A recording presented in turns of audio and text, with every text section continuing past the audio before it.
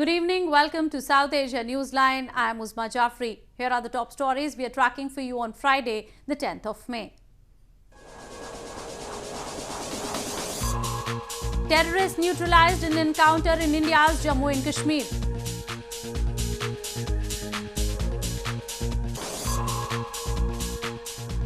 Christian woman who was on death row has left country, confirms Pakistan.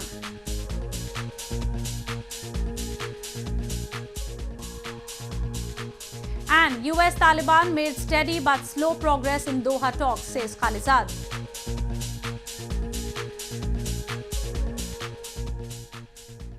And now for all the details.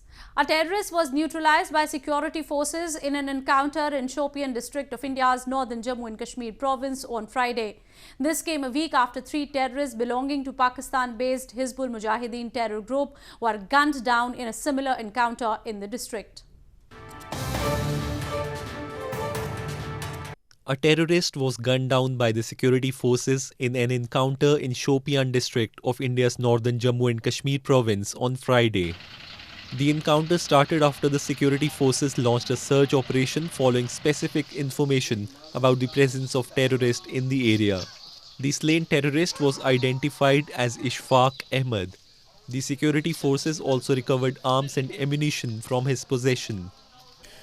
आज ये encounter आज सुबह एक specific input के ऊपर शुरू हुआ था और इसमें एक जो टेररिस्ट है वो मारा गया है. India has long accused Pakistan of arming and infiltrating terrorists across the border to spread unrest in Kashmir Valley. Pakistan denies the allegations. Indian Prime Minister Narendra Modi on Friday said that if voted back to power, his government will continue to take stringent action against terrorism like it did post-Pulwama terror attack. In an exclusive interview to ANI news agency, he expressed confidence that his ruling coalition would again come back to power after the general election. Indian Prime Minister Narendra Modi on Friday said if voted back to power, his government will continue to take stringent action against terrorism like it did post-Pulwama terror attack. The Prime Minister made the remarks in an interview to ANI after a public rally in northern Rohtak city. While responding to a question if he will take action against Dawood Ibrahim and Hafiz Saeed like his government did in getting Masood Azhar listed as global terrorists recently, he said that he will continue to work against terrorism or any other threat to national security.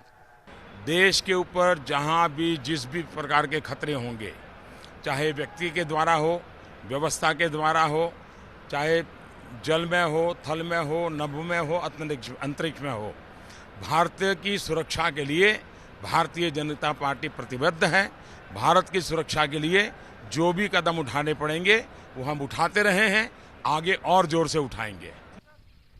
Modi's Bharatiya Janata Party went into the election as frontrunner, buoyed by his image as tough and decisive after he ordered an airstrike on a terror camp of Jaish-e-Mohammed in Pakistan on February 26th.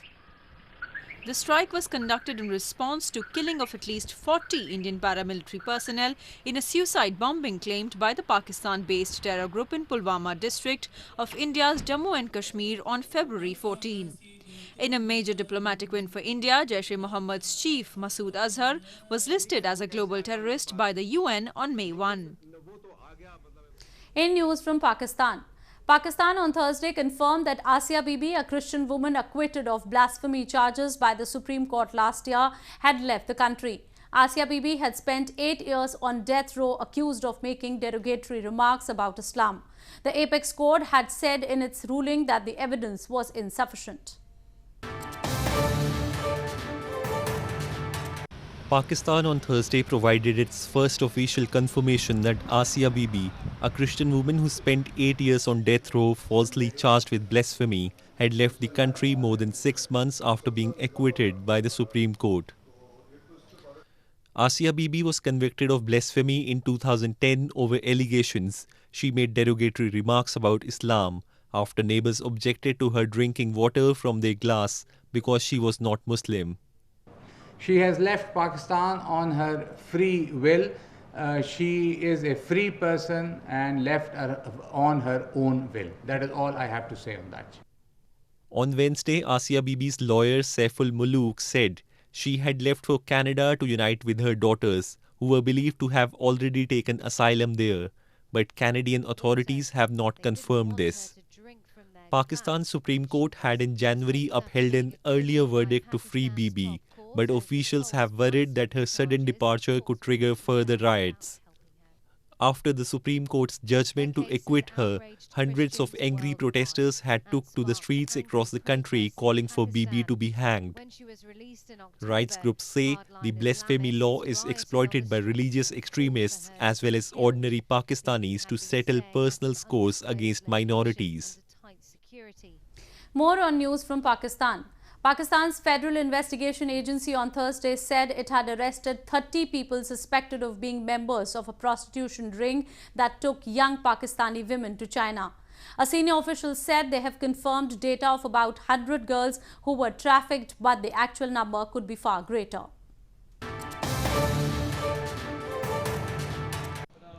Pakistani authorities have arrested 30 people suspected of being members of a prostitution ring that took young Pakistani women to China, a senior official said on Thursday. Pakistan's Federal Investigation Agency made the announcement as the agency cracks down on similar operations. The arrest came a week after Human Rights Watch said the allegations were disturbingly similar to the pattern of trafficking of brides to China from at least 5 other Asian countries. हमने अभी तक 30 Chinese लोगों को गिरफ्तार किया है और 2 उनमें से ख़वातीन हैं, चाइनीज़ लेडीज़ हैं। एक उनमें से उनकी रिंग लीडर थी कैंडिस, उसने अंग्रेज़ी नाम रखा हुआ था, उसका असल नाम ली यिंग है। उसको भी जेल भिजवाया जा चुका है। उसके साथ एक और लड़की थी, उसको भी जेल भिजवाया। इसके अलावा जो हमने अभी तक जो हैं वो 6 लड़कियां जो हैं वो बरामद की हैं पाकिस्तानी, जिनको जो है इस वक्त जो है वो झांसा दे के जो जिनकी शादी हो चुकी थी या होने वाली थी, उनको गिरफ़्तार किया है। पाकिस्तानी नेटवर्क के जो गिरफ़्तार लोग हैं वो हमारे पास 5 हैं जिनको जेल भिजवाया है। The officials said they have confirmed data of about 100 trafficked girls, but the actual number could be far greater. U.S. Special Envoy Zalmay Khalilzad on Thursday informed that another round of talks with the Taliban have wrapped up. Without going in the details of the discussions, he said the two sides made steady but slow progress on aspects of the framework for ending the Afghan war. U.S. Special Envoy Zalmay Khalilzad on Thursday announced that the 6th round of talks with the Taliban have wrapped up in Doha. Khalilzad, in a tweet on Thursday, said that the two sides made steady but slow progress on aspects on the framework for ending the Afghan war. Without getting into more details about the result of the talks, he said we are getting into the nitty-gritty. According to the envoy, the current pace of talks is not sufficient when so much conflict rages and innocent people die. Khalilzad, an Afghan-born veteran U.S. diplomat, had suggested earlier that the warring sides should declare a ceasefire as part of an effort to end the nearly 18-year-long war. But the Taliban rejected Khalilzad's offer and has continued attacks on government buildings and offices of foreign organizations. The most recent was on Wednesday, in which the group attacked a US-based aid organization in Kabul, which killed at least 9 people. In news from Sri Lanka, first mass for a Sri Lankan church was held on Thursday after the deadly attacks by Islamist militants took place last month. More than 250 people were killed and nearly 500 wounded in the attacks on hotels and churches across the country on Easter Sunday. Archbishop of Colombo Malcolm Ranith presided over a mass at St. Sebastian's Church in the Sri Lankan city of Negombo on Thursday, the first since the church was attacked last month. More than 250 people were killed in attacks by Islamist militants across the island nation on April 21, which was a Easter Sunday. Among those killed included at least 102 people at the St. Sebastian's Church.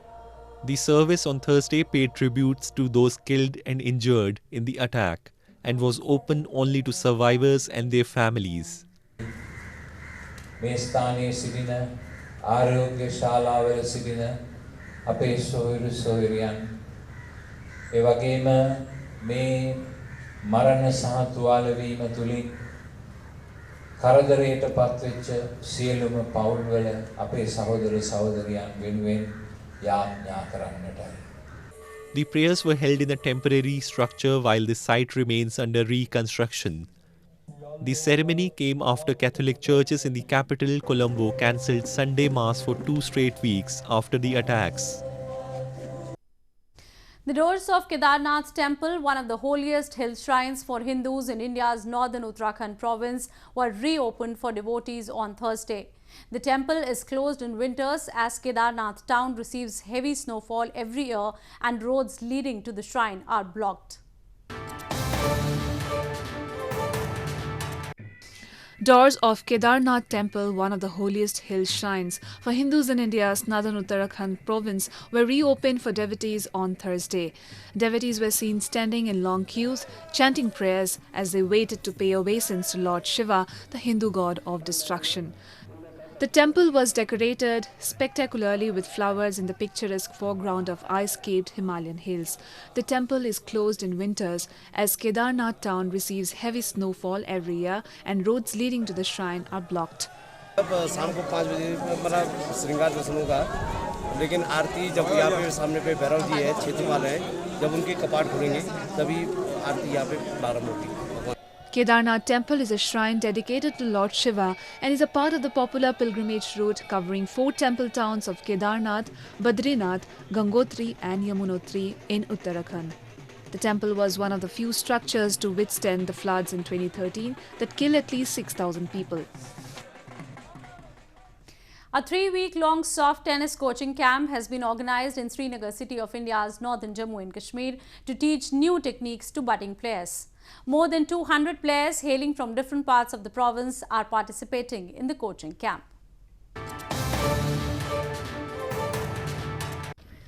With an objective of promoting the culture of games and sports among the youth, a 3-week-long soft tennis coaching camp has been organized in Srinagar, city of India's northern Jammu and Kashmir province. More than 200 players hailing from different parts of the province are participating in the camp and learning new techniques related to the sport under the guidance of professional coaches. The camp is aimed at providing a platform to the budding players to hone their skills and prepare themselves to represent the country at national and international levels. है तो हम लोग coaching through यहाँ पे technique सीख रहे हैं और यहाँ पे हमें बहुत अच्छा लग रहा है कि नई नई टेक्निक्स और नई नई चीज़ें हम लोग यहाँ पे सीख रहे हैं, तो बहुत अच्छा लग रहा है. हाँ, मेरे को तो अच्छा लगा. यहाँ पे एक्सरसाइज वगैरह सब कुछ, फिटनेस हमारी अच्छी थी, कोचेस भी अच्छे थे, कोऑपरेटिव थे. तो मैं सोचता हूँ कि ये जो सॉफ्ट टेनिस है आने वाले कुछ सालों में ये जम्मू में प्रमोट होगी, J&K में प्रमोट होगी. Soft tennis is quite similar to regular tennis, but it is played with soft rubber balls instead of hard tennis balls, which is used in regular tennis. The local players in the valley appreciated the efforts of the organizers for holding the coaching camp, as it would enhance their sporting skills. Well, that's the way it was in South Asia this evening. Before we conclude, the top stories once again. Terrorists neutralized in encounter in India's Jammu and Kashmir.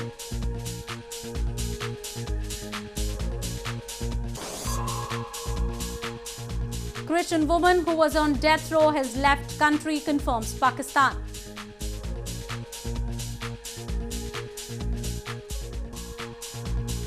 And US Taliban made steady but slow progress in Doha talks, Khalilzad.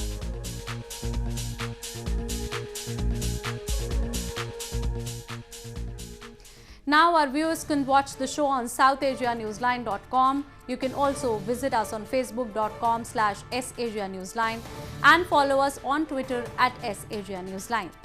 That's all in tonight's edition. We will see you same time next week. Have a great weekend. Good night.